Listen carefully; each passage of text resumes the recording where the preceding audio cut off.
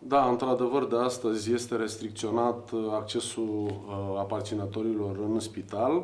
Această măsură a fost luată urmarea adresei DSP, prin care ne solicită să restricționăm accesul, deoarece prin avertizarea OMS s-a declarat epidemia de rujeolă, iar în paralel creșterea exponențială a cazurilor de gripă tip A, plus cazurile de COVID.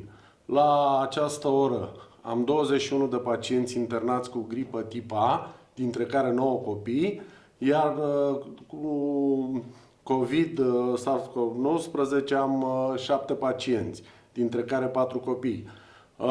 Nu e total numărul de pacienți care au fost prezentați la spital.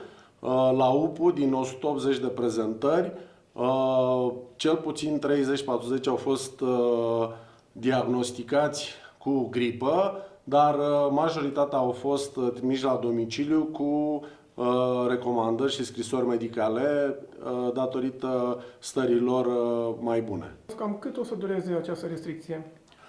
Ne-am gândit pe o perioadă de 7 zile la început, dar vom lua pulsul de la șefii de secție care ne vor comunica cum evoluează starea pacienților, pentru că această decizie n-a fost luată doar de la recomandarea DSP.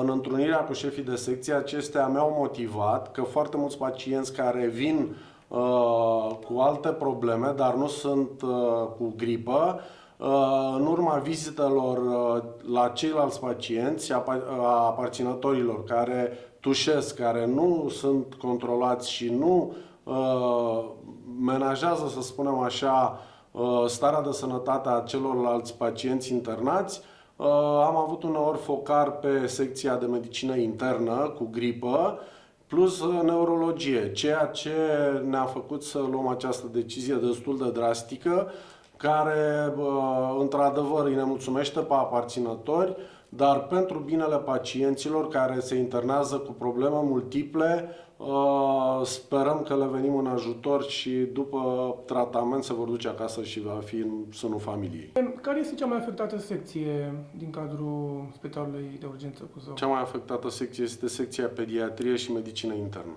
Avem 9 copii cu gripă tip A, plus 4 cu COVID. Ultimele zile, majoritatea prezentărilor au fost cu infecții respiratorii acute, undeva la 30% din cazuri confirmate cu gripă, test pozitiv, cam 10-20% chiar, depinde de zi, cazuri clinice gripal, dar cu teste negative, din motive fiind ori contacti direcți, ori fiind abia debutul bolii și atunci la copii în special nu este testele pozitive din prima zi de boală, dar simptomatologia este clară.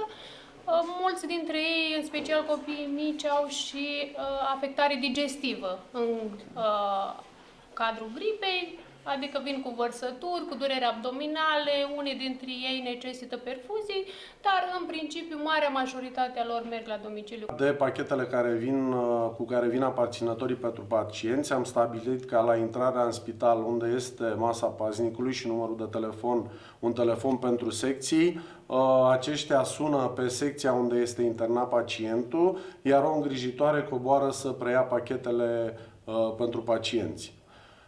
Dar vreau să completez, pentru pacienții gravi Există posibilitatea vizitelor în spital, respectiv ATI, a pacienților care nu se știe dacă mai supraviețuiesc. Pot urca cu aprobarea comitetului director și a medicului șef de secție o perioadă de 10 minute, dar la intrarea în secție vor fi îmbrăcați cu halate, măști, cu echipament de protecție corespunzător. Cred că au gândit când au luat măsură, nu cred că au luat așa la voia întâmplării. Deci este o măsură bună pentru că s-a restricționat Posibil că da, depinde acum, dacă e nevoie de aparținători să fie pe lângă copii de 2-3 ani, da, dar pe lângă copii de 15-16 ani sunt destul de mari și nu cred că trebuie neapărat să fie aparținători pe lângă ei. Măsura luată de conducerea spitalului care interzice accesul... Trebuie să ducă, domnule, și oricare să duce pentru copilul lui și soție. Trebuie să vadă în ce stare este lor. la pat. Care e problema? Nu? Ceva normal? E ceva normal?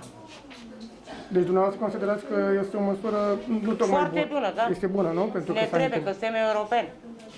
Și trebuie să... Noi trăim pe baza lui Europa, nu pe baza României. Noi avem acces să intrăm în spital datorită faptului numai când era COVID.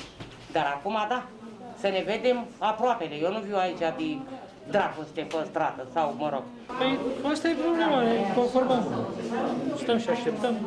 Este un disconfort pentru dumneavoastră faptul că nu mai puteți să vă vizitați... Dar normal, dar aștept să iau legătura și cu doctorul, destul de complicat.